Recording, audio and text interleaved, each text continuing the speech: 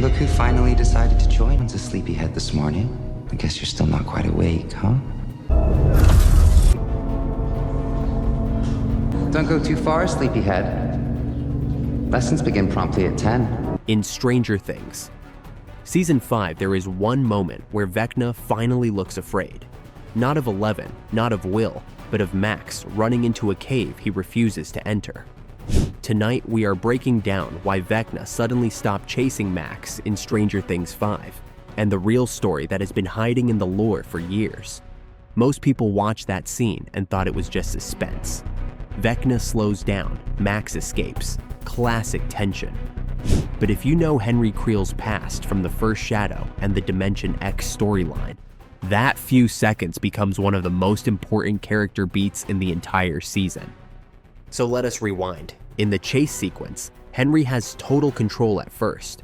Max is trapped in his mindscape. She moves through layers that feel familiar. The Creel House, the yard, the field. Then the trees get darker. Rocks rise up around her. Ahead, there is a canyon and a cave. Max runs toward it because it is the only path she can see.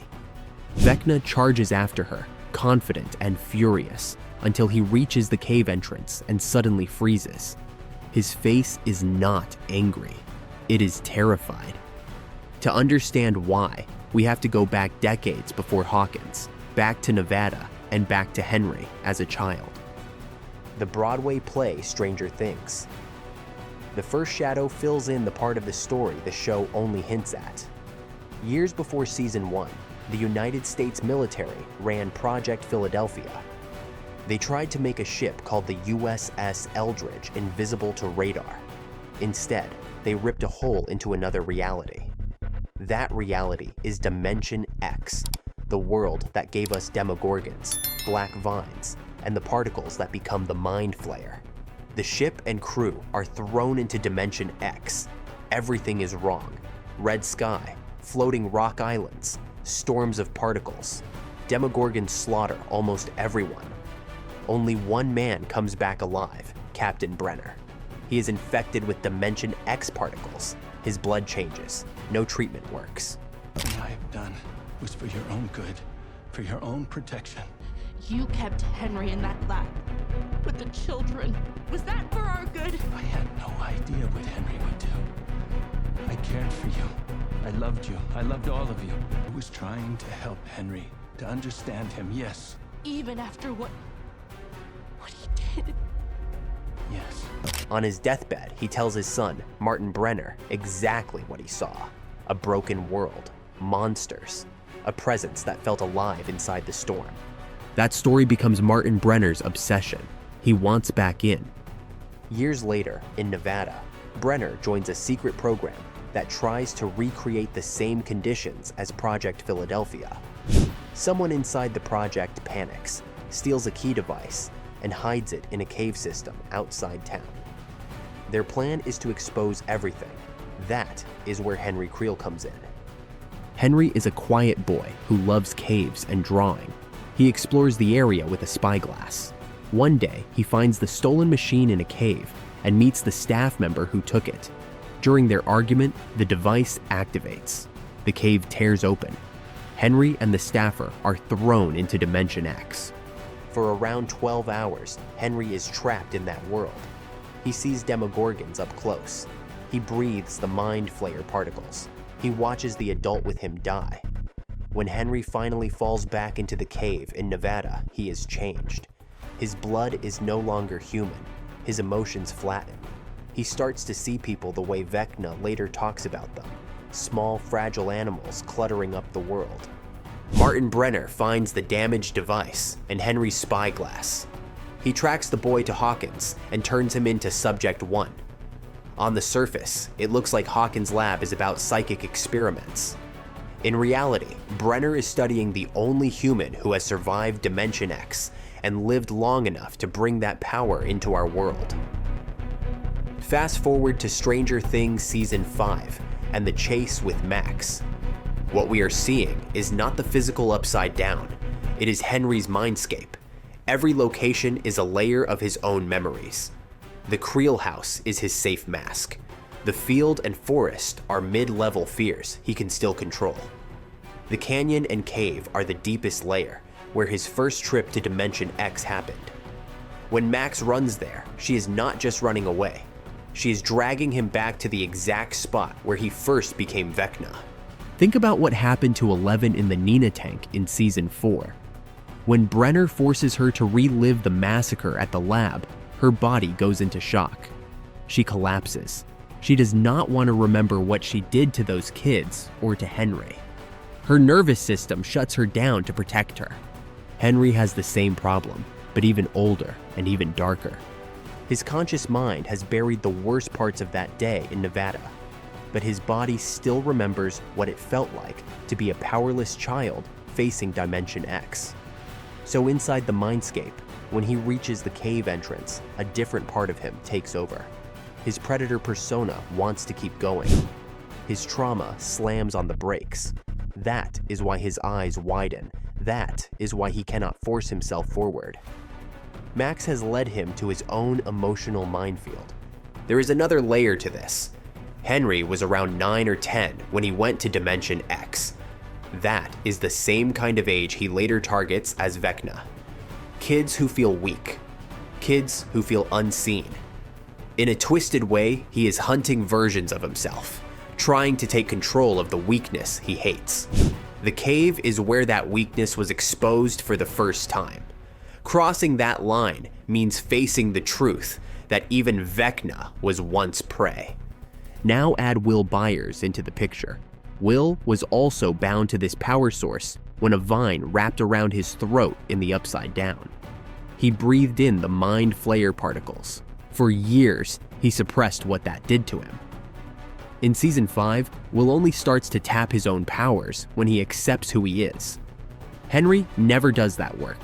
Instead of healing his trauma, he lets the hive mind weaponize it.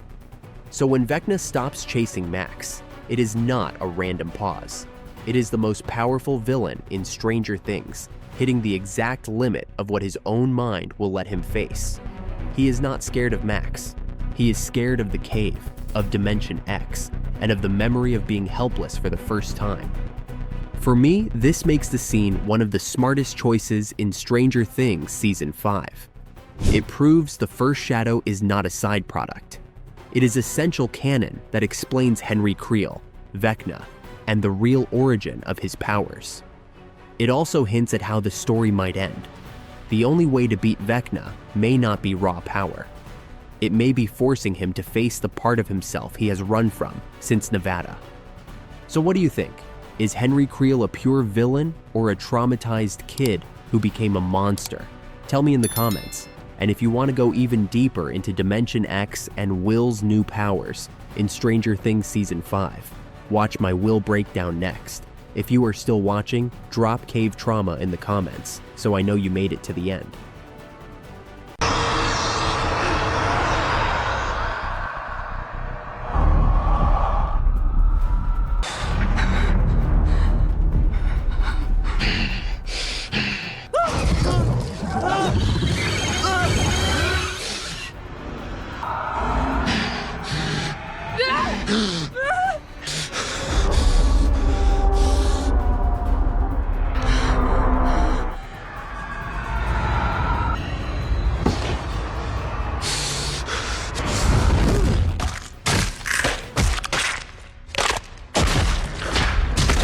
Stranger Things 5 is finally here, and a lot of people are watching it completely wrong. If your screen looks muddy, too dark, or weirdly cheap, it is not Netflix's fault. Ross Duffer literally warned us about one TV setting that can ruin Stranger Things Season 5. And if you don't fix it before Episode 5, you are missing half the show.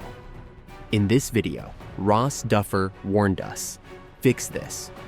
Before Episode 5, I am going to show you exactly what to change on your TV, so Stranger Things 5, Volume 1 looks the way the Duffer Brothers actually intended. Let's start with the problem you might be seeing. You press play on Stranger Things Season 5. The upside down scenes are so dark you can barely see Vecna. Fast motion looks smeared, faces look too smooth. Some shots almost feel like a cheap soap opera. Stefan is being set up for kidnapping Kate and Ted. and I think Nicole's the one behind it. instead of a big-budget Netflix horror series. If that sounds familiar, your TV is not broken. It is doing exactly what it was built to do. Modern TVs are shipped with showroom settings, bright, over-sharpened, and full of artificial effects that look good under store lights, but terrible for cinematic shows like Stranger Things. That is why Ross Duffer told fans to turn off motion smoothing. So what is motion smoothing, and why is it killing Season 5 for so many viewers? Motion smoothing is a TV feature that tries to make motion look smoother by inserting fake frames between real frames. Your TV is literally guessing what should be there and filling in the gaps. On paper, that sounds helpful. In reality, it creates the soap opera effect. Movies and shows look too sharp and too real. Camera movement feels weirdly cheap. Shadows and dark scenes look smeary instead of cinematic. For a horror-heavy season like Stranger Things 5 Volume 1, that is a disaster. The Duffer Brothers carefully designed the lighting, shadows, and grain. Motion smoothing wipes a lot of that away. The hardest part is that every TV brand calls this setting something different. On Samsung, it might be called Auto Motion Plus. On LG, look for True Motion. On Sony, it is often Motion Flow. On other brands, watch for names like Smooth Motion, Clear Motion, or Motion Enhancement. Here's what you need to do. Go into your TV menu, open Settings, then go to Picture or Display. Then look for Advanced or Expert Settings. Find anything called Motion, Clarity, True Motion, Motion Flow, or similar. When you find it, turn it off. Or set it to the lowest possible value. You don't need to remember every fancy name. Just remember this rule. If the setting says it makes motion smoother or clearer, Stranger Things 5 will almost always look better with it off. Now let's fix the too dark problem. Stranger Things 5. Volume 1 uses a lot of deep shadows, red tones, and very low light scenes. On a properly set up TV, that looks incredible. On default settings, it can look like one big black blob. Here are 3 quick tweaks. First, turn off dynamic contrast or contrast enhancer. These modes crush dark details into pure black. They are great for sports. They are terrible for the upside down. Second, set your picture mode to movie, cinema, or filmmaker mode. These modes are designed for films and TV shows. They usually turn off most of the fake effects for you. If your TV has filmmaker mode, that is often the best starting point for Stranger Things. Third, raise the brightness 1 or 2 clicks, not 10. If you raise it too much, blacks turn into gray fog. Go up just enough so you can see detail in Vecna's lair and in the upside down sky without washing everything out. If your TV has HDR, make sure it is actually enabled on the HDMI port you are using. And make sure you are watching the Ultra HD or 4K version of Stranger Things 5 on Netflix when possible. The reason Ross Duffer warned everyone about TV settings is simple. Stranger Things 5 was shot and graded like a cinematic horror film. If your TV is adding motion smoothing, fake sharpness, and crushed blacks, you're not watching Stranger Things 5. You are watching your TV's algorithm. Once you turn motion smoothing off, switch to a cinema or filmmaker mode, and make those small brightness tweaks, you will notice the difference immediately. The upside down has texture again. Vecna's face and vines have real depth. Fast action scenes feel like a movie, not a soap opera. And most importantly, you will actually see the little visual clues the Duffers hid in the dark.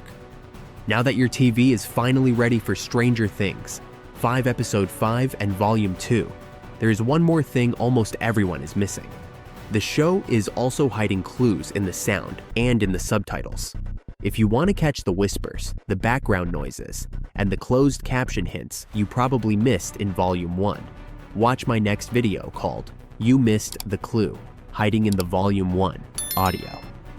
Click that next, get your sound dialed in, and let's get your Stranger Things set up perfect before the story continues.